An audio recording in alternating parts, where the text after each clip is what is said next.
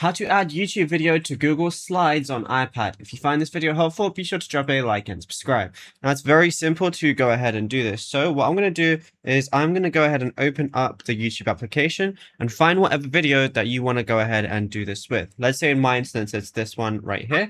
All I'm going to do is open it up. And then what I'm going to see is the share button. Go ahead and click on that. And then I'm going to see copy link.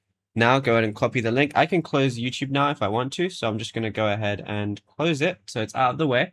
Now, once you go ahead and do that, all you got to do is open up your slides and then open your presentation. And then on the top, you're going to see this plus icon. You're going to see a lot of different things, but you're going to see link as one of the options. So all you want to do is if I just go ahead into here, or if I just went to double tap to add a title or anything like that, I'm going to press this plus icon, scroll down. Now link gives me an option. Now all I got to do is paste my YouTube link in there and then press done, and then you'll be good to go.